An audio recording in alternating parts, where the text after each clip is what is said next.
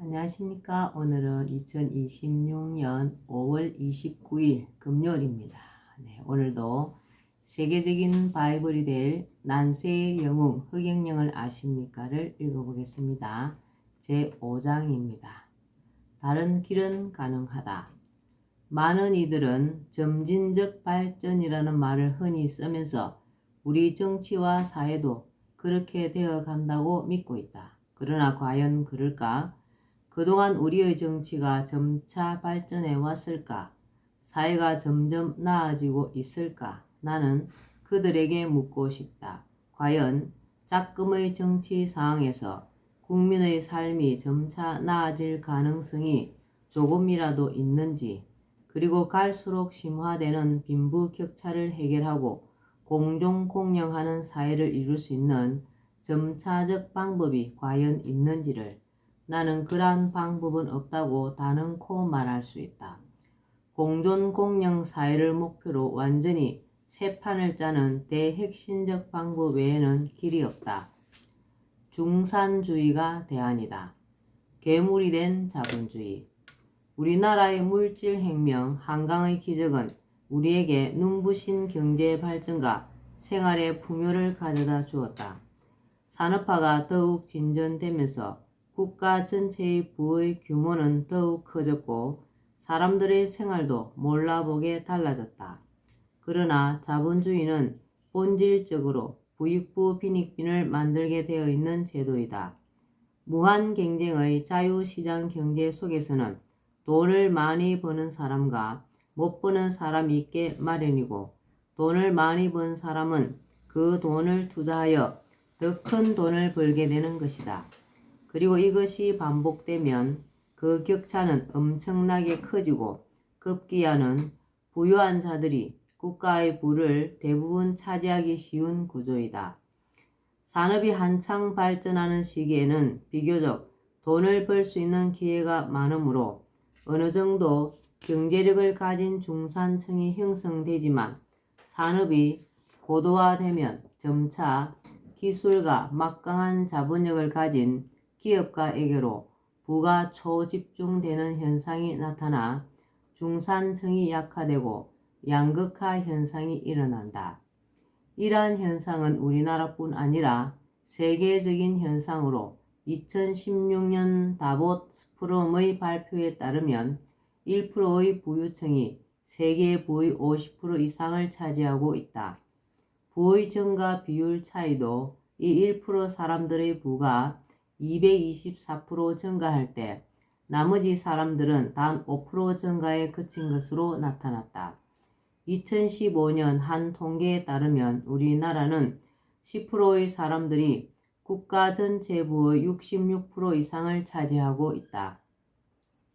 몇 년 전 우리나라에서는 헬조선이라는 말이 유행했다. 헬조선이란 희망이 없는 지옥과 같은 한국이라는 뜻이다. 왜 헬조선이라고 생각하는가에 대한 설문조사에서의 대답의 60% 이상이 금수저, 흙수저로의 대변되는 빈부격차, 부의 불균형을 그 이유로 꼽았다. 그러면 헬조선의 상황이 지금은 개선이 되었느냐? 개선되기는커녕 집값 등 부동산 값의 폭등으로 젊은 세대들을 포함하여 집 없는 서민들의 절망감이 더 커졌다는 것은 굳이 말하지 않아도 아는 사실이다.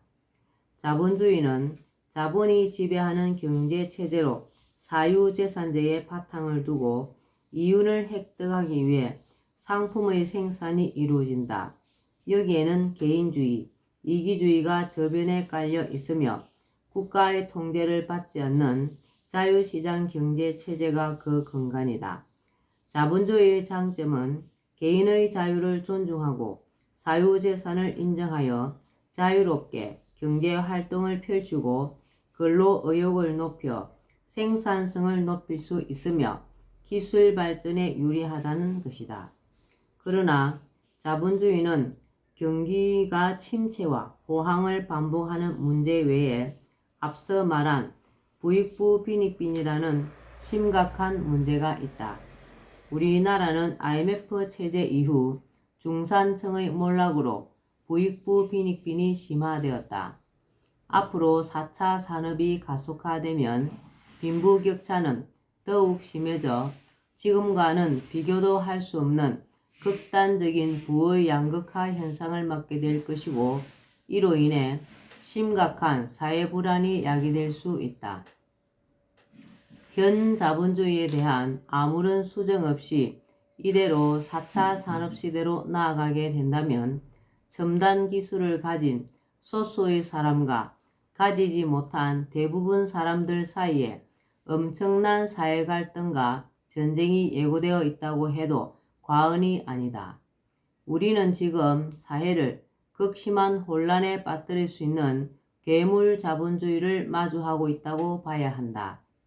실패한 공산주의.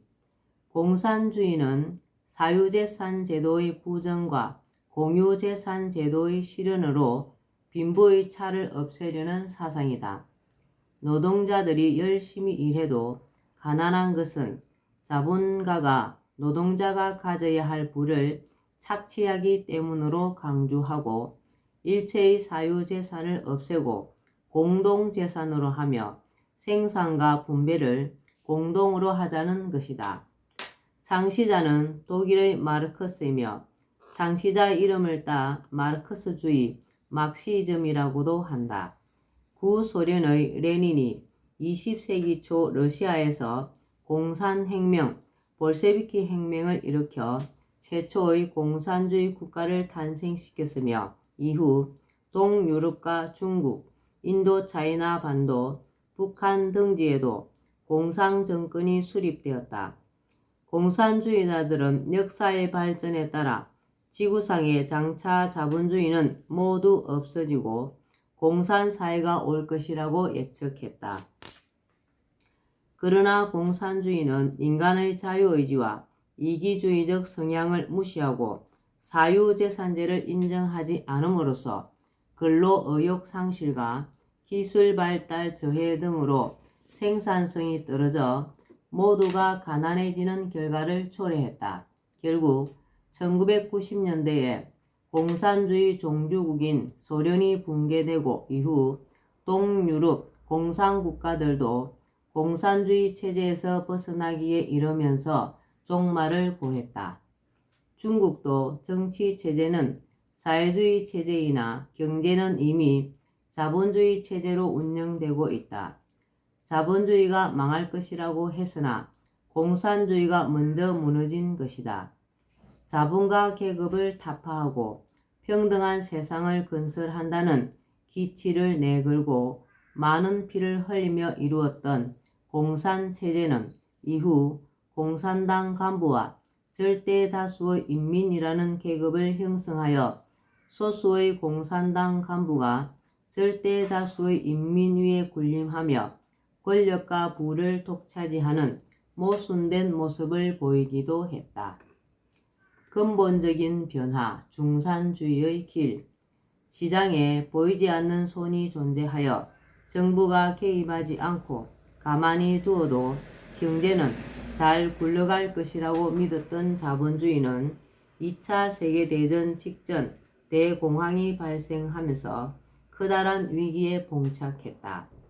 국가가 시장에 개입하는 케인스식 수정자본주의가 대두한 배경이다.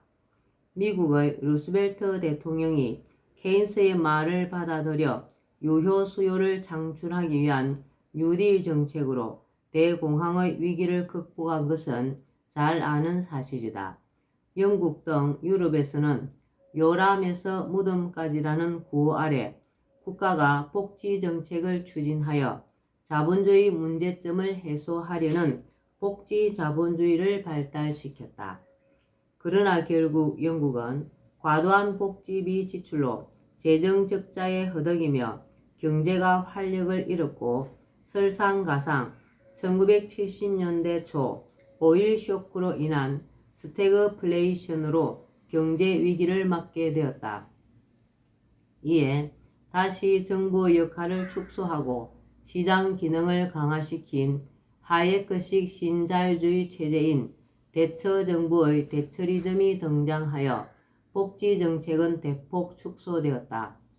우리나라도 김대중 전 대통령 때 IMF의 요구를 비롯한 영국의 대처리즘적인 처방을 수용하여 민영화 정책과 대규모 구조조정 등을 펼쳐 이전 정부인 김영삼 정부 때 발생된 IMF 체제를 극복해 나갔다. 그러나 그 와중에 많은 기업이 도산하거나 외국 자본에 넘어갔으며 실업자가 양산되고 중산층이 붕괴되었다. 자본주의의 태생적 폐단인 부익부 빈익빈 현상은 산업의 고도화와 함께 날이 갈수록 악화 일로에 놓여 있다. 케인스식 수정자본주의나 영국식 복지자본주의가 자본주의 문제점을 해결하지 못했다는 결론이다.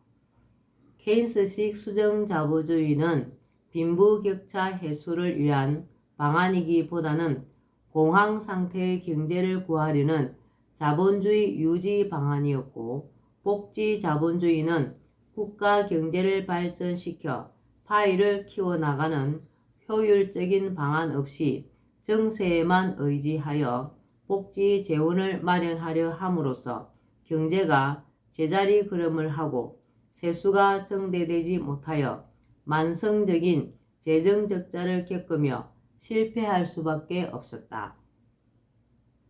지금까지 그 어떤 스캅도 해결하지 못한 자본주의 문제점을 중산주의로 해결할 수 있다.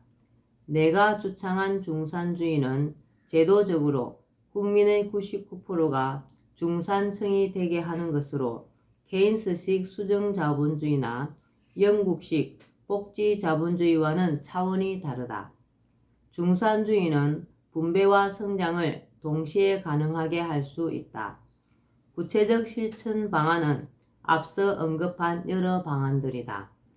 여러 방안들이 모두 추진되면 메커니즘에 따라 분배와 성장이 동시에 가능한 완벽한 시스템으로 작동하게 된다.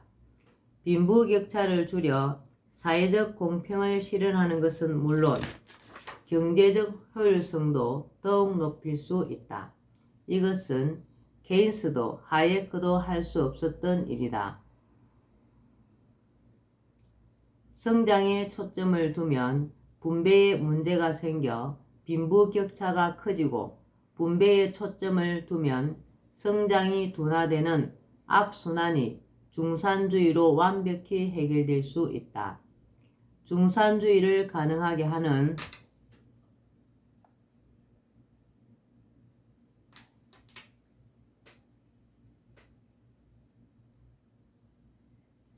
중산주의를 가능하게 하는 일단의 방안은 복지제도가 초래해온 문제점도 발생시키지 않으며 생산성 극대화라는 자본주의의 장점을 최대한 발휘하면서 부익부 빈익빈의 자본주의 폐단을 해결하는 자본주의 완성 방안이다. 또한 중산주의 방안이야말로 국민 복지의 완결판이라고도 할 수 있다. 국가를 통해 요람에서 무덤까지 삶 전체를 아우르는 복지 정책으로 국민의 삶을 행복하게 하려 했던 베버리저의 실패한 꿈은 중산주의 방안을 통한다면 그가 꿈꾸던 그 이상의 수준으로 완벽히 이룰 수 있다. 중산주의는 고질적 문제인 부익부 빈익빈의 자본주의 폐단을 완벽히 해결하는 획기적 방안이자 복지의 최고봉이라고 자부할 수 있다. 미래 기업이 추구하는 가치. 근래에 이르러 기업 투자에 ESG라는 것이 중요한 고려 요소가 되고 있다. ESG란 환경, 사회, 지배구조를 뜻하는 말이다. 투자자들이 기업 투자를 결정할 때 기업의 재무적 요소들과 함께 ESG 같은 비재무적인 요소를 고려한다는 것이다. 이들은 기업의 지배구조와 환경과 사회에 미치는 영향이 기업의 장기 존속을 위한 주요 변수가 된다고 본다.